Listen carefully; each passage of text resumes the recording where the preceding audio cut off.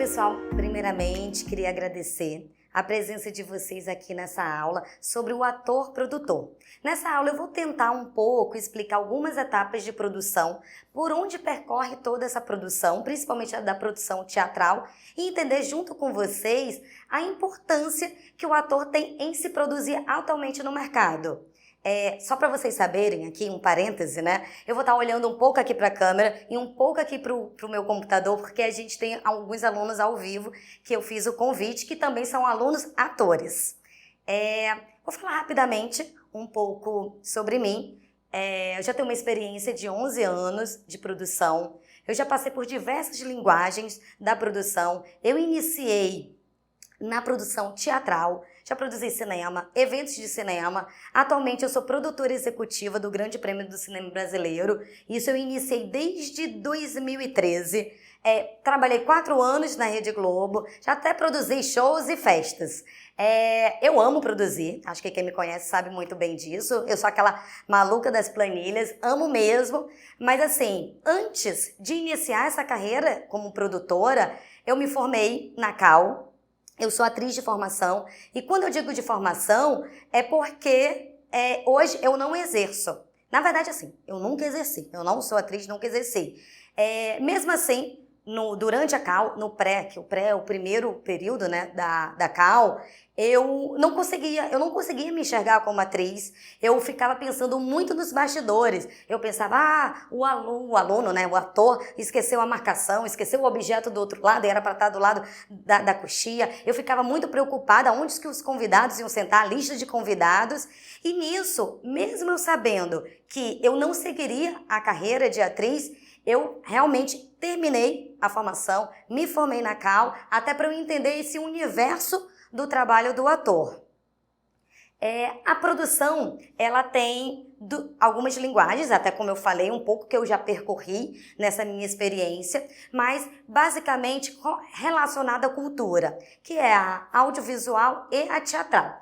No audiovisual, por exemplo, no cinema e na televisão, o produtor executivo é ele que encabeça uma produção, ele cuida das contratações, de negociações também com todos os fornecedores, enfim, até com a parte também artística, e ele também, logicamente, cuida do orçamento. Agora, já no teatro, quem faz essa função muda, é o diretor de produção. Então, o diretor de produção faz a mesma função do produtor executivo no audiovisual.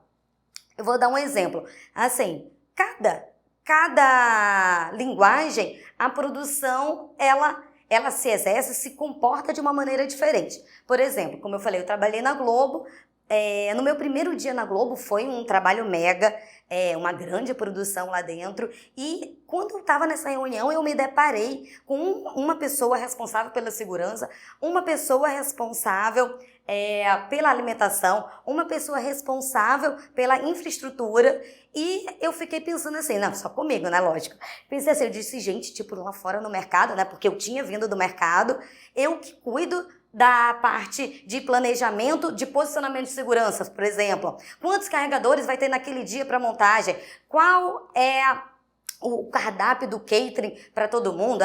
Vai ter equipe que é vegetariana, equipe que é vegana, enfim. Então, isso tudo passa pela produção aqui no mercado, né? E lá na Globo, assim, eu não estou dizendo que tem certo ou errado. É porque cada um exerce de uma maneira, de uma função, e a Globo é uma grande empresa e precisa que funcione dessa forma. Eu só estou dando esse exemplo até para mostrar a diferença do posicionamento dentro de uma equipe de produção. Agora, falar um pouquinho do que eu acredito que seja o bom produtor. Seria aquele que tem uma visão ampla de todos os departamentos.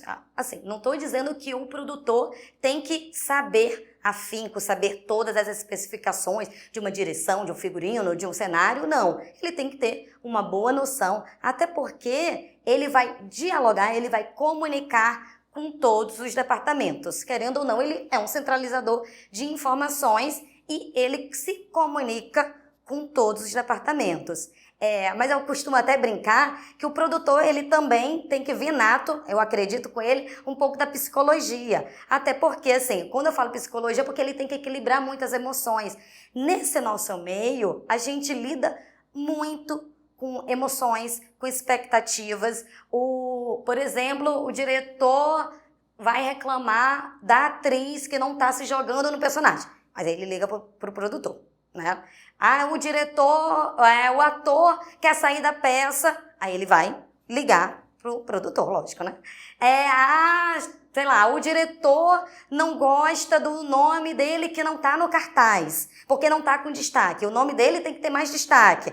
Então, ele vai reclamar com a produção.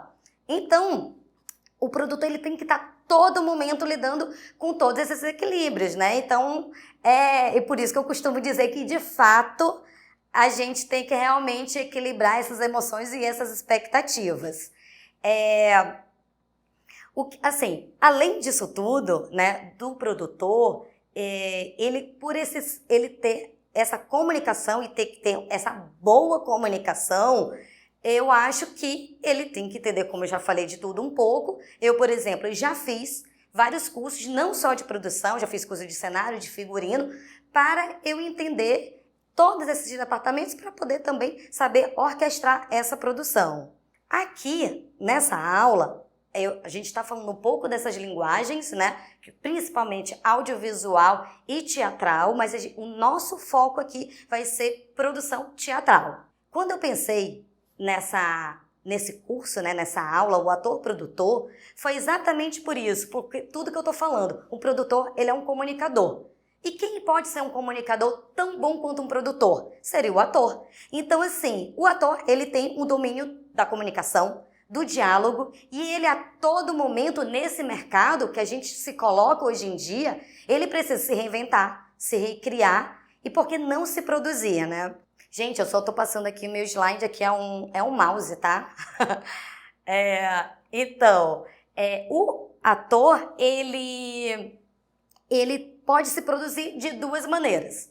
Uma maneira que seria colocando a mão na massa, produzindo de fato, ou ele tentando entender e tendo conhecimento de toda a produção de uma forma mais ampla. Quando eu falo mais amplo, por exemplo, ele pode contratar um produtor executivo para ele estar ali à frente daquela produção, mas se ele é o dono do projeto e idealizador do projeto, ele também é um produtor. Então, ele vai conseguir dialogar perfeitamente com o produtor. Eu, por exemplo, adoro produzir quem realmente entende, tem noção do que é uma produção. Até porque eu acho que tempo é ouro e a produção até anda até mais rápido. Então, assim, aí não precisa explicar por que tal pessoa ganha isso, por que ele faz isso. Então, assim, eu acho que se a gente tem esse diálogo com o idealizador, é muito importante. Então, se ele tem uma noção dessa produção, ele vai conseguir produzir muito melhor. Por exemplo, quando eu digo dessa maneira ampla, quanto que um camareira ganha? É uma noção que ele poderia ter, né? Então, por isso que eu acredito que o ator tenha todos esses exemplos, como é feita uma abordagem para um possível patrocinador e apoiador? Por onde começa uma produção? Quais os profissionais necessários?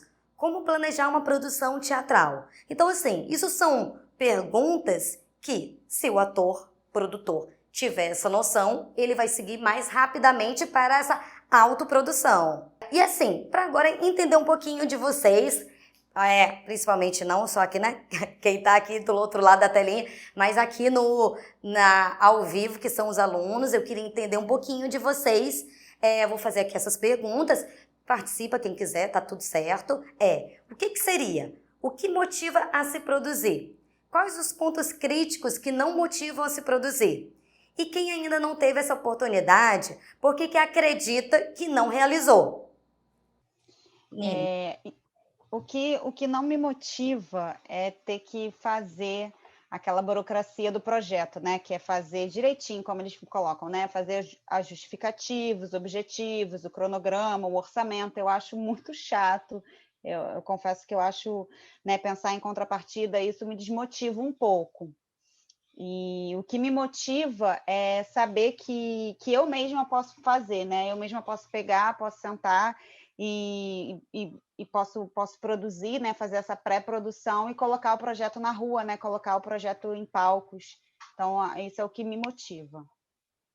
Tá ótimo. Nina, então assim, eu acho que a gente pode ficar com o que te motiva, porque é exatamente isso. É você saber que você pode, você tem esse potencial de colocar teu projeto na rua, colocar nos palcos, apresentar para todo um público. Então, assim, não ficar nesse lugar da ai, como que eu vou colocar no edital? Ah, nessa coisa que eu sei que é um pouco burocrático, a parte de justificativa e etc. Mas é um caminho, e é um caminho que tem que se passar para chegar, para se produzir, infelizmente, mas eu acho que você tem que ficar de fato nesse ponto da motivação, que é realmente saber que você é capaz disso. Mais alguém quer falar, quer comentar?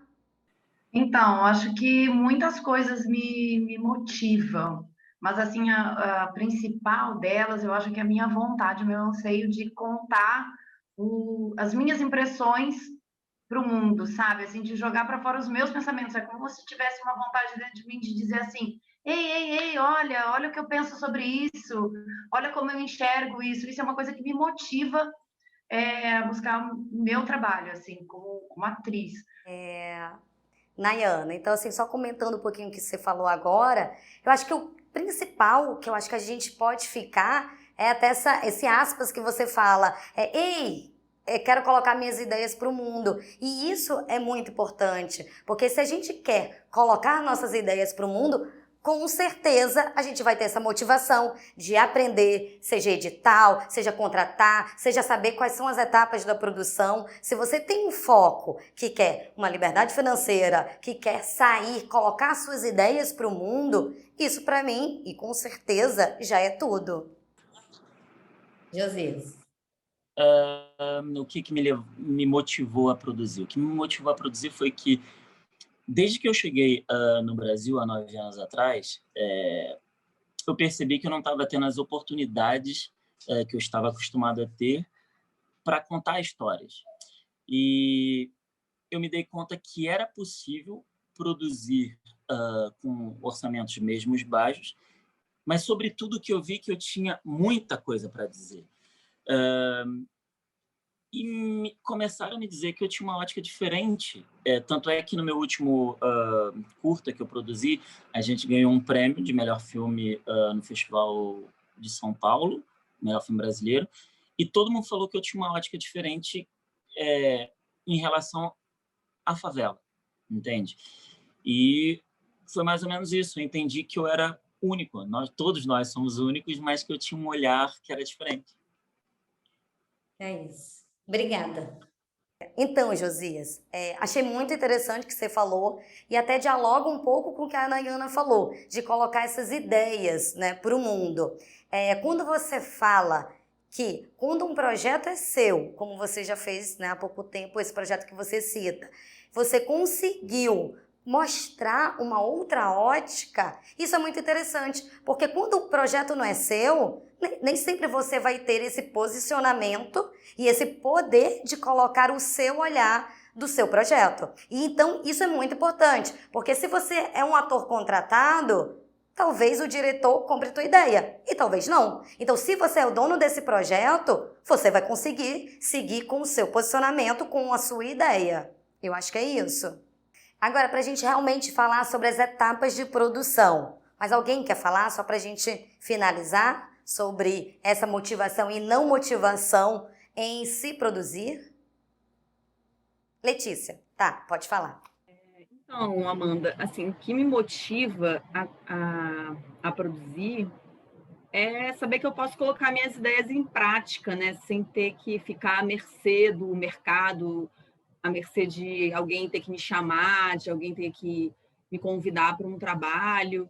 Além da gente ter aí um mercado enorme de atores, né? Uma concorrência, muitos atores, e a gente vê, né, que os atores estão dispostos a fazer muitas coisas, inclusive trabalhar de graça, né? Então, eu penso que se eu entendo essa prática como uma prática ruim, assim, né? Tanto para os atores, tanto para as produções, e pouco ética, né? E então eu acho que quando a gente se produz, quando a gente coloca a mão na massa para colocar as nossas ideias em práticas, a gente sai desse lugar, né, de depender de alguém, do outro, sai desse lugar de ter que se submeter a coisas que a gente não concorda, e a gente faz o que a gente acredita, né? As ideias que a gente acredita, o que a gente quer mostrar para o mundo, o nosso olhar, né? Seria isso, assim. Então, Letícia, acho que é um ponto muito importante que também aqui, acho que todos vocês estão no mesmo ponto, na mesma página, que é colocar as ideias para o mercado, né? E também um outro ponto que você fala, que é interessante até a gente pontuar aqui nessa aula, que é sobre a concorrência, porque isso é fato, a gente não pode apagar esse ponto de que existe muita concorrência atualmente do ator, né? O ator, ele tem que ter um perfil, então, do personagem X, do personagem Y. Então, você não quer esperar baterem na tua porta, te ligarem, você foi convidado para um teste, você foi convidada por um personagem X de uma novela, de um teatro. Então, você se produzindo, você se promove a isso. Você escolhe os seus textos, que eu acho que esse é o ponto. Eu acho que essa discussão aqui é exatamente para a gente entender a nossa motivação, a motivação de vocês, atores, em se produzir. Eu acho que esse é o grande ponto dessa aula, que é sobre a motivação dos atores produtores, dessa recriação, dessa reinvenção do ator na produção. Então agora eu vou ler para vocês aqui um pequeno parágrafo do livro A Iniciação Teatral de Sábato Magaldi. Vou olhar aqui para o meu slide aqui no computador. Os empresários são, na maioria dos casos, entre nós, os primeiros atores que formam um elenco à sua volta. Como o trabalho propriamente artístico requer dedicação quase integral, eles contratam administradores, que desempenham as tarefas executivas. A transformação do astro-estrela em empresário decorre de um processo natural. Em primeiro lugar, eles têm seus textos preferidos e querem interpretá-los. O primeiro ator quase sempre acaba por organizar uma companhia no Brasil a fim de imprimir-lhe a sua personalidade. Então, assim, aqui Magaldi ele fala, primeiramente, né, que o produtor ele é um empresário. Por mais assim que, na minha opinião, o produtor, ele tem, sim, e eu acho que o produtor, ele tem que se posicionar cada vez mais também como uma figura criativa. Ele, logicamente, todo mundo sabe, que é burocrático, cuida de orçamentos, e aqui ele fala que o produtor é um empresário. Porque ele vai pegar um produto do zero, ele vai colocar aquela roda ali para girar e vai fazer dinheiro com aquilo. É um negócio, é considerado também um negócio, só que um negócio cultural. E aqui ele identifica produtor igual a empresário. E um ponto importante é que o ator ele pode ser esse empresário, ele pode formar essa companhia, ele pode escolher um texto e assim se produzir. Então, sendo assim, a gente continua nessa linha de raciocínio de produção para a gente chegar nas etapas de produção. Agora vamos falar um pouquinho aqui sobre algumas perguntas que vocês podem me fazer, eu vou responder, para a gente poder chegar, propriamente dito, nessa produção teatral. Então, quais os caminhos para a realização de uma produção? Pode ser de duas maneiras. Patrocínio através de vias de leis de incentivo, onde as empresas patrocinadoras têm a isenção fiscal. Quais são essas leis? A Lei Federal, que é a antiga Lei Rouanet, ICMS, que é estadual, ISS, municipal, e também tem as leis de editais, que é editais de prêmios, como, por exemplo, a Aldir Blanc, que é essa que está patrocinando essa aula aqui. E, além disso, tem patrocínio de verba direta. Quando eu falo patrocínio de verba direta, é quando você conversa, comunica com um patrocinador e ele vai fazer um aporte financeiro na conta do projeto, mas ele não vai ter isenção fiscal. Ele vai colocar aquele dinheiro, 50, 20 mil, 30 mil, seja o que for, e ponto. E aí vai ter as contrapartidas, e dependendo das contrapartidas que você, ator, produtor, vai negociar com a marca patrocinadora. Outra pergunta, quero me produzir, como fazer? Um ponto que pode ser até dialogando com Magaldi, que também concordo, seria a formação de uma companhia de teatro.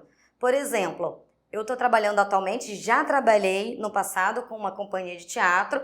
Nós fomos contemplados agora também com um projeto na Lei Aldir Blanc e nessa produção, nessa companhia, elas mesmas produzem, no sentido, o texto, elas têm os seus projetos autorais documentais. Então, elas têm uma linha de raciocínio, uma linha de produção e elas querem colocar esse produto, esse texto no mercado. Então, elas se uniram, formaram uma companhia e tem uma produção. No caso, eu estou assumindo essa produção, mas eu dialogo com elas por elas serem idealizadoras e donas daquele projeto.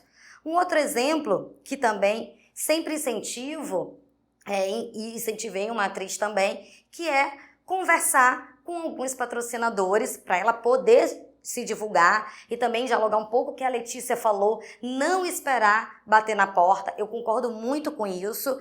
Então, ela pegar o projeto dela, bate lá na porta de várias empresas para tentar conseguir um patrocínio. E foi nisso que a gente fez esse trabalho, elaborei uma carta de patrocínio, fiz as contrapartidas, o que aquela marca vai ganhar com aquele produto. E nesse semestre, ainda, né, desse ano, de 2021, a gente vai produzir um curta-metragem com uma verba direta, que foi através dessa atriz que também quer se produzir. Um outro exemplo também é a escolha também de uma atriz, de tanto a gente conversar, da importância dessa autoprodução. Ela escolheu um diretor, esse diretor já tinha uma equipe e a gente também colocou na Lei Aldir Blanc, fomos contemplados e é um projeto que vem a partir dessa ideia dela, de tantas conversas, de se produzir. Então, também é um outro exemplo que a gente pode citar aqui nessa aula. Outra pergunta. Escolhi o texto que quer atuar. E agora? Eu sempre falo que são 2 pontos. O ponto de vista financeiro e o ponto de vista organizacional. No ponto de vista financeiro, eu sempre indico, primeiramente, logicamente, se você tem tempo de maturação do projeto, é você enquadrar, no caso, nas leis de incentivo. Por que eu falo nas leis de incentivo? Por exemplo, ano passado, surgiu um edital, que é o edital da Vale, e ele precisava que o projeto tivesse aprovado na lei federal, no caso, na antiga Lei Rouanet. Então, se você está preparado, isso é muito importante. E você pode caminhar em paralelo, nada vai te impedir a isso, você caminhar também para quando surgir editais de prêmios, como a Lei Aldir Blanc, por exemplo. Quando você enquadra um projeto numa lei de incentivo, querendo ou não, você fica à mercê dessa captação de recurso. E hoje em dia, no Brasil, uma profissão de um captador de recurso é uma profissão praticamente escassa e você vai ter que bater na porta de vários patrocinadores, mostrando seu projeto, falando que foi aprovado na lei. Então, o que eu aconselho? Enquadra na lei de incentivo para quando surgirem, né, no caso, editais que precisam dessa aprovação previamente. E 2, você seguir em paralelo com esses editais de premiação. Se você tiver sorte, conhece um patrocínio, conhece um captador de recursos, melhor ainda, porque assim você consegue até um aporte muito maior para a sua produção. Porque muitas das vezes esses editais de prêmios, eles não têm um aporte tão grande, então assim, a tua produção ela fica muito mais restrita. Dá para produzir? Dá, mas fica pequena, fica restrita. Então, acho que esses 2 pontos são muito importantes para você seguir.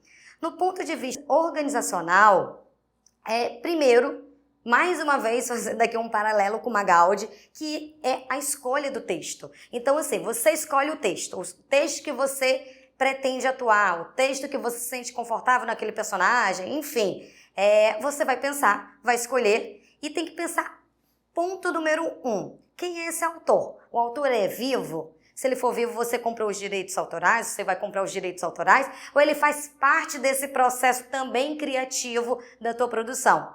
Então, assim, se ele fizer parte dessa produção, você tem que ter esse cuidado de entender até que ponto você pode fazer alteração nos ensaios, você tem que entender, não gosto, porque tem autor que é muito apegado e tá tudo bem, não tem certo e errado. existem pessoas e formas e jeitos de se trabalhar. Então você tem que ter esse diálogo muito forte com esse autor. Depois que você escolhe esse texto e entender essa linha de relacionamento com o autor, desculpa, você escolher o diretor. Como eu dei um exemplo há pouco tempo de uma atriz que resolveu se produzir e ela escolheu um diretor. A partir daí, o diretor, ele tem uma equipe. Porque não necessariamente eu quero me produzir e vou escolher um cenógrafo. Não. A ordem, não estou dizendo que isso é errado, mas a ordem não é essa. Até porque, muitas das vezes, o diretor, ele que encabeça uma produção e ele tem a sua equipe, ele tem uma equipe de confiança que trabalha ali com ele. Então, ele já tem um iluminador, ele já tem um cenógrafo, ele já tem a figurinista, ele já tem um assistente de direção. Isso não quer dizer que o produtor não possa indicar. Lógico que pode indicar, mas aí vai caber a ele, vai dizer sim ou não. E, enfim, realmente é uma escolha de uma direção artística. Falando do ponto de vista organizacional, tem os direitos musicais. O diretor, ele também escolhe o diretor musical, provavelmente ele já tem uma afinidade ali com o diretor musical, e a produção tem que estar muito bem alinhada com esse diretor musical. Por quê? Principalmente agora nesses tempos de pandemia, que eu vou explicar também um pouquinho para vocês. No teatro é muito mais fácil, né? No teatro presencial tem o ECAD, que vai fazer esse recolhimento desses direitos. A produção preenche uma planilha muito simples, com a música, quem é o autor daquela música, qual a minutagem, qual o teatro, qual a data da temporada, qual o horário da temporada, e o ECAD vai responder com o valor X que equivale a esse recolhimento desses direitos. Agora, nesse tempo de pandemia, acredito que a maioria das peças, elas estão sendo colocadas no YouTube. E esse é o cuidado que a gente tem que ter. Porque o YouTube, ele reconhece o fonograma do autor, né?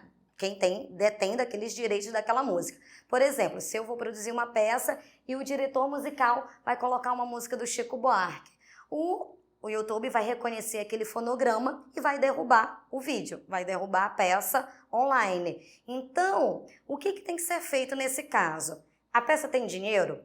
Isso é o primeiro ponto, para pagar essa autorização, porque você vai ter que entrar em contato com os detentores dos direitos do Chico Buarque, até para poder colocar o fonograma certinho.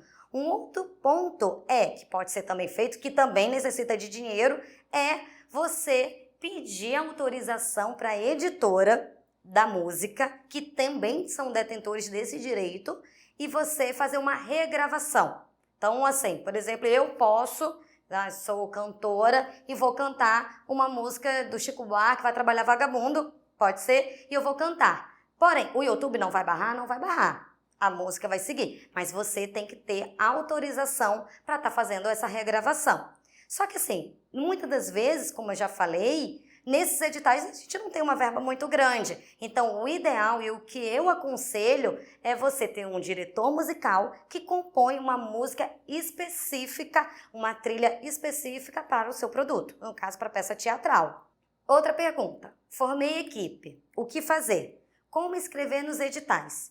Eu sempre digo que a gente precisa de um texto base com algumas informações do projeto, algumas não, né? Um pouquinho, né? Mais detalhado, para poder, quando surgir um edital, a gente estar preparado para entender o que ele está solicitando. Por exemplo, descrever o resumo da peça, do projeto no caso, através de uma sinopse. Informar quantas apresentações se pretende fazer em qual cidade. Justificar a importância de ser discutido nos dias atuais e qual a diferença do projeto.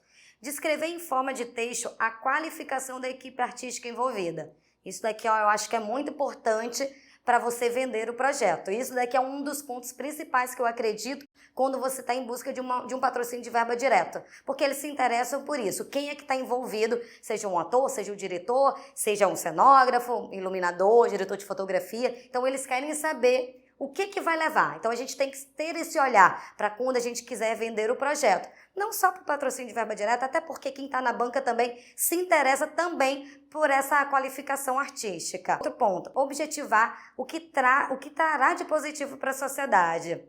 Público-alvo da narrativa, acessibilidade e democratização de acesso. Isso, gente, eu acho muito importante, porque eu tenho essa preocupação. com relação a intérprete de Libras, sobre as deficiências visuais, auditivas. Eu acho que cada vez mais a produção sempre tem que colaborar com essas medidas de acessibilidade. E um ponto importante são os anexos, que também tem a ver com o que eu falei um pouquinho sobre a qualificação da equipe, que é o currículo da equipe, um mini currículo, acho importante, né? Enfim, ter um projeto visual, isso é muito importante, colocar num projeto que tenha referências visuais, porque muitas das vezes quem está na banca do edital ou quem é o possível patrocinador, ele não entende o que quer dizer, até porque assim, o patrocínio não está naquela área criativa, então se ele conseguir enxergar através de fotos e referências, ele vai ter uma clareza do que aquele projeto está querendo trazer e o que vai trazer para a empresa dele de lucro. E um portfólio também é uma questão muito visual. Eu acho que é isso. O visual, ele é um dos pontos mais importantes. Porque o portfólio, quando você coloca um portfólio de um diretor, o portfólio de um produtor, o portfólio de uma atriz, a pessoa vai ler e vai bater, fez tal coisa, fez isso, produziu tal coisa, atuou na novela X, atuou nessa peça de sucesso, e é um olhar muito rápido, até porque essas pessoas, esses patrocinadores, a banca, tem muitos projetos para ler. Então, eles não vão se atentar, algumas vezes, a alguns detalhes, que no visual ele vai bater ali logo de olho de cara e vai achar aquilo ali interessante e vai ter aquele prazer de seguir com aquele projeto. Quando eu comecei falando sobre escrever uns textos base, né, textos básicos do seu projeto, é justamente porque os textos eles mudam de um edital para o outro. Tem um edital que vai pedir uma justificativa, tem um edital que vai pedir uma descrição, tem um edital que vai pedir a estratégia que você vai seguir com o seu projeto. Então, se você tem um texto base, você vai conseguir a cada edital modificar o que está sendo solicitado. Por exemplo, eu inscrevi e tem vários projetos contemplados que eu estou na produção aqui da Lei Aldir Blanc e coloquei esses mesmos projetos em outros editais. Se você hoje pegar esse mesmo projeto, colocar um do lado do outro, você vai entender que esse projeto ele tem uma roupagem nova. Então, é isso, a importância de escrever um texto base. E um ponto importante de escrever esses textos por exemplo, que a gente estava falando sobre a relação do autor vivo. Se o autor ele está vivo e ele está presente no projeto. Então, você pode solicitar, você produtor, você ator-produtor, pode solicitar para o autor escrever alguns textos, e principalmente esse texto base, depois você vai organizando a cada edital que vai aparecendo. E aí, um exemplo é um autor que eu trabalhei, um autor inteligentíssimo, só que ele escrevia muito difícil. Então, até tinha certas palavras que eu ficava me perguntando, gente, acho que a banca não vai entender isso. E aí é necessário o produtor ele ter esse olhar de entender como é que a pessoa vai ler, seja a banca, seja um patrocinador. Então, pode escrever palavras difíceis, pode escrever palavras rebuscadas? Pode. Não estou dizendo que não tem que escrever, acho que fica interessante. Mas eu acho que também tudo na vida é um equilíbrio. E também colocar palavras coloquial do nosso dia a dia, palavras que você faça com que eles entendem o que aquele projeto está querendo dizer, a importância da venda daquele projeto, a importância de se fazer aquele projeto. Eu acho que é muito importante você deixar muito claro por que quero fazer esse projeto, qual é a importância que esse projeto vai ter para essa sociedade. É muito complicado ter esse olhar? Eu sei, até a Nina também falou, que tem essa dificuldade, né? Que é um dos pontos, talvez, que não motivam ela, é escrever esses textos, né, do edital. Não é legal, às vezes, né? Eu sei disso, não é bacana mesmo, né? Sou sincera também, né? É chato, mas é necessário. É como tudo na vida, a gente não faz tudo que a gente gosta também, né? Então, é necessário. Hoje, com o passar do tempo, eu consigo ter um olhar se aquele texto está no bom caminho ou não. Então, assim, eu pego um texto, vejo... Não, tá muito difícil. Eu tento me imaginar lendo aquele texto e julgando aquele texto. E eu acho que é isso que a gente pode se fazer. Julgar. Ser um julgador do seu próprio texto. E isso eu acho muito interessante. Quais as etapas de uma produção? Vou ler rapidamente aqui para vocês as etapas de pré-produção, produção, que é a parte da execução, e pós-produção. Então, assim, eu coloquei, e não tem uma regra de bolo sobre os dias, mas eu acho que é interessante a gente falar para a gente também não pensar, gente, até hoje eu estou numa pré-produção, estou há um mês na pré-produção. Não estou dizendo não tem certo e errado, mas eu acho que é bom a gente se guiar até para a gente ter um cronograma de organização dessa produção. Por exemplo, pré-produção, indico 15 dias, que seria o enquadramento em lei de incentivo, editais de cultura, como o Dia Blanc, o que vai surgindo, captação de recursos, se for no caso, se você tiver enquadrado, né, numa lei de incentivo, assinatura do contrato com o teatro, liberações dos direitos musicais, contratação da equipe de criação e técnica. Execução. Ela é dividida em 3 etapas, que é a produção, a divulgação e comercialização, a administração e coordenação, que é a coordenação durante todo o período da temporada, né, e todo o período do projeto. Produção.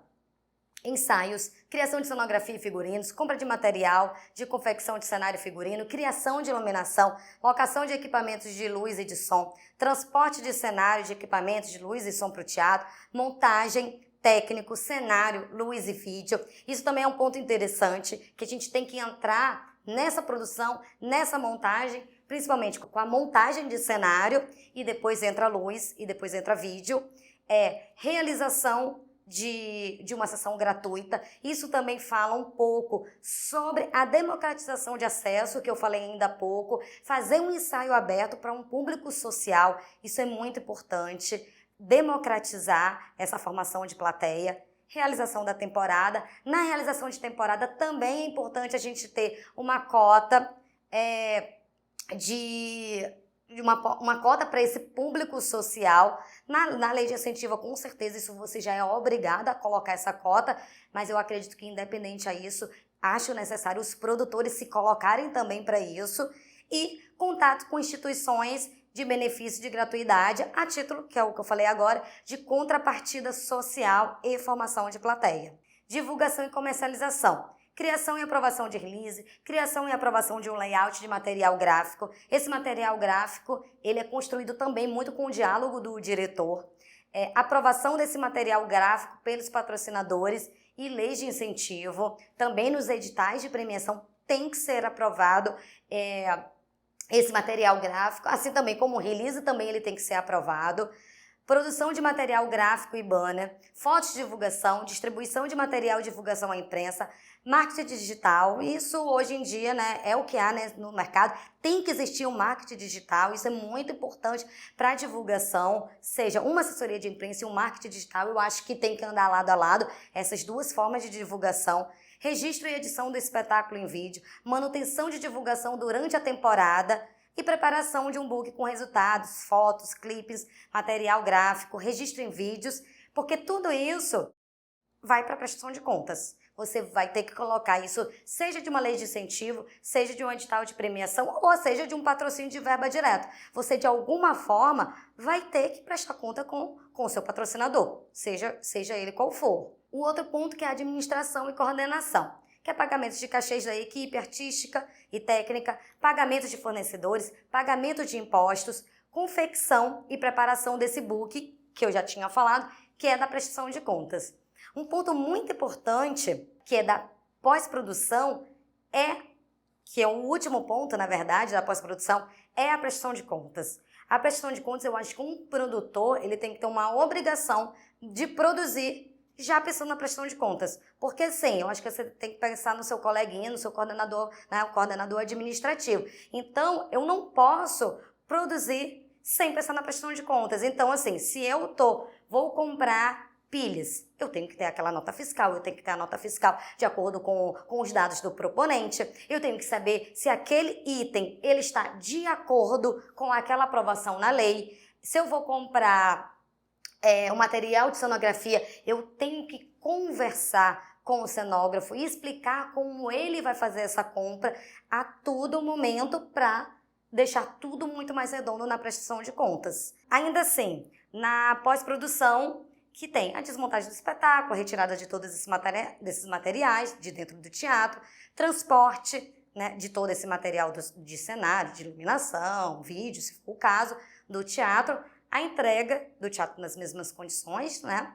E colocar e finalizar esse book todo para a prestação de contas. Então agora a gente vai para a última pergunta, que é o que eu mais gosto, que é orçamento, né? Então vamos lá. Como orçar uma peça teatral? Qual é a diferença de um orçamento para a lei de incentivo e para os editais de premiação? Então eu vou dar 2 exemplos até para a gente não se estender aqui. Um exemplo é, por exemplo, na lei de incentivo, no caso a federal, a antiga lei Rouanet, para o edital, por exemplo, que a gente está atualmente falando, que é o que está patrocinando esse vídeo, que é a Aldir Blanc. Na lei de incentivo, por exemplo, você pode, na federal, você pode readequar o orçamento sem comunicar ao Ministério. Mas, por exemplo, seria, se eu tenho um pagamento de uma assistente de direção de R$5.000, por exemplo. Então, eu posso, sem comunicar ao Ministério, aumentar, readequar, no caso, 50% daquele valor. Então, se ele ganha 5.000, 50% desse valor é 2.500. Então, eu posso colocar esse assistente de direção ganhando 7.500. Eu só preciso justificar depois de onde está saindo esse dinheiro, porque eu vou diminuir e não vou usar de onde eu estou tirando esse dinheiro. Por exemplo, eu tirei de verba de cenografia, tirei 2.500 dali e coloquei no assistente de direção.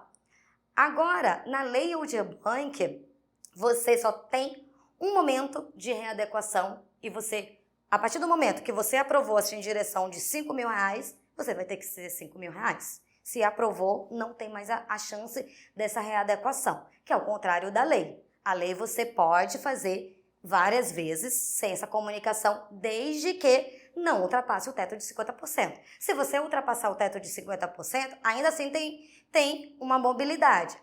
Ultrapassou 70% do assistente de direção. Então, você vai comunicar ao Ministério, vai ter que justificar porque, por exemplo, como eu falei da verba de cenário, vai justificar. Não foi necessário utilizar a verba de cenário X e estou remanejando, estou readequando para assistência de direção, no caso.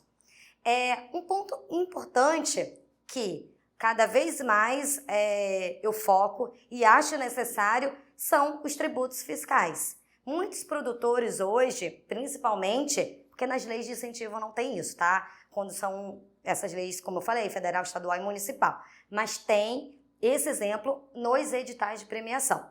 Por exemplo, se sua empresa, você é proponente, você colocar num edital de premiação e sua empresa tem um regime tributário do Simples, que 8%, por exemplo, você precisa pagar os encargos fiscais, os encargos que são incidentes à sua empresa. Uma coisa é você fazer uma prestação de contas para a Secretaria de Estado do Rio de Janeiro com todos os documentos fiscais de todos os seus pagamentos, cupom fiscal, justificativo e etc. Mas a outra coisa é você fazer uma prestação de contas com a Receita Federal. Então, nesse orçamento, se você for contemplar na lei Aldir Blanc o valor de 50 mil, 8%, se for nesse regime tributário simples, você tem que colocar e você tem que se preparar com esse pagamento desse imposto de R$4.000. Agora a gente vai falar um pouquinho propriamente dito, em linhas gerais, só para vocês entenderem como é a formatação do orçamento para a lei federal e um orçamento que já vem um modelo de planilha da lei Aldir Blanc. Por exemplo, aqui é uma peça com 2 atores, que o diretor era de São Paulo, os ensaios aconteceriam em São Paulo e a produção seria aqui, no caso, a apresentação aqui. Então, por isso que lá em cima vai ter São Paulo, que é a locação de sala de ensaio, e roteirista, porque ele também é de São Paulo. No Rio de Janeiro, aconteceria o quê? Os pagamentos normais de quem estaria no Rio de Janeiro. Então, isso é muito importante a gente colocar as cidades que o projeto está acontecendo.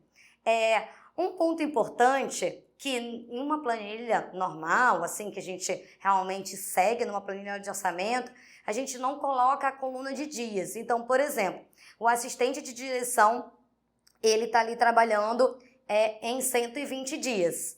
E aí, se você olhar ali na coluna da ocorrência, que é o mês, porque a unidade, tá 4. Então, tá condizendo. Então, se são 4 meses, são 120 dias, né? 4 vezes 30 dias. Então, essa correlação de dias com meses, que no caso é da unidade, é muito importante você fazer esse cálculo, porque na plataforma do SALIC, que é no caso da lei federal, ela não te dá esse cálculo automático. Ele te dá o cálculo automático do valor. Você coloca o valor unitário e um mês, no caso, a unidade, enfim, a ocorrência, e ele vai te dar o valor total daquela linha. A justificativa, se você quiser justificar por que você está colocando aquele valor, se é algo que não está sendo trabalhado muito no mercado, é necessário você colocar uma justificativa até para a banca que for ler e entender, não, tudo bem, tá justificado porque está colocando dessa forma.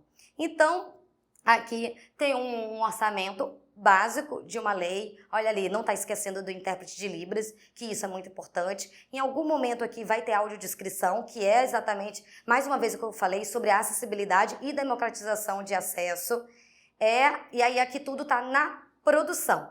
Ali ainda tem na parte contábil e jurídica, que é advogado e contador, fica, né, num item separado. Contrapartidas sociais. Ali também tem intérprete de Libras e palestrante. Então, colocar uma palestra com o diretor, com o autor, para dar presentear, vamos dizer assim, a essa sociedade, a esse público, a essa formação de plateia. Isso é muito importante também. Isso é uma forma de contrapartida social. Um outro ponto interessante seria, no projeto, na lei de incentivo, por exemplo, os custos de administração, coordenador administrativo, boy, correios, enfim, tudo que você colocar como custo administrativo, você vai colocar uma porcentagem que a própria lei federal vai te indicar. Assim como o custo de divulgação. Você não precisa discriminar o que você vai pagar. Por exemplo, numa peça, quero colocar boi-dó, quero colocar mobiliário urbano, assessoria de imprensa, marketing digital. Você não precisa discriminar tudo isso, mas você vai ter uma linha e uma porcentagem para você realmente ter nessa linha de custo de divulgação. E por fim, que é a remuneração do captador de recurso, que a gente já falou rapidamente. O captador de recurso, logicamente, você pode negociar, vamos pagar para você 5%, 8%, mas geralmente é 10% do valor aprovado. Então, a gente faz o orçamento, depois faz esse cálculo do captador em cima do projeto, colocando essa porcentagem de 10%. Aqui é um outro exemplo de um orçamento de 50 mil, muito pequenininho, mas sempre colocando um orçamento que todo mundo não ganha.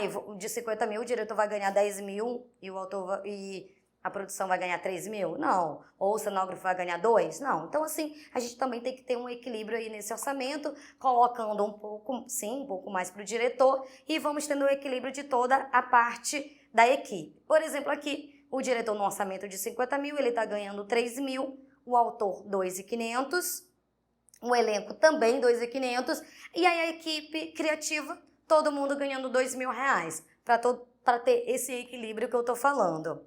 Aqui, vocês podem perceber que já é uma produção que tem uma captação, então já tem um valor ali da pós-produção, da edição, da correção de cor. Isso também é importante. Hoje, você saber também sobre a parte audiovisual, seja no teatro, é importante, porque você fazer uma divulgação de uma peça, você tem que ter um produto audiovisual, querendo ou não. Então, cada vez mais, a produção audiovisual e teatral, ela tá junta, ela tá andando lado a lado. E isso é muito importante, ter isso tudo muito híbrido, né? E isso, por exemplo, aqui tem a captação de imagens para teaser e peça. É importante você ter teaser de uma peça. Muitas produções não fazem. Eu acredito que isso é muito importante. Captação de áudio, edição e cor, como eu falei. A divulgação, tem assessor de imprensa, tem o marketing digital, também, como eu já tinha falado, de andar lado a lado. Essas duas figuras. E o custo administrativo, nesse caso, não tem. E isso é importante falar. Nesse orçamento não tem o que eu falei dos tributos fiscais. Por que não tem? Porque aqui é um caso de um proponente MEI. Ele já paga o DAS, então ele não tem a necessidade de ter o custo do imposto da empresa dele. Então, por isso não foi colocado, tá? Então, assim, eu acho que é basicamente isso sobre orçamento, em linhas gerais, só para vocês entenderem essa diferença do enquadramento do orçamento na lei de incentivo e o enquadramento numa lei de prêmios como a Aldir Blanc. E é isso, espero ter passado um pouco, né, desse conhecimento de produção. Tentei falar um pouco, né, em linhas gerais, o que seriam essas etapas de produção, a importância que o ator tem em se produzir. Então, é isso, como está aqui, seja o produtor da sua própria carreira. Qualquer dúvida, pode me procurar, eu estou disponível no Instagram, meu Instagram está aparecendo aqui também na descrição, e se também quiserem me contratar, fiquem à vontade, tá bom? É isso, um beijo e até uma próxima. Tchau, tchau!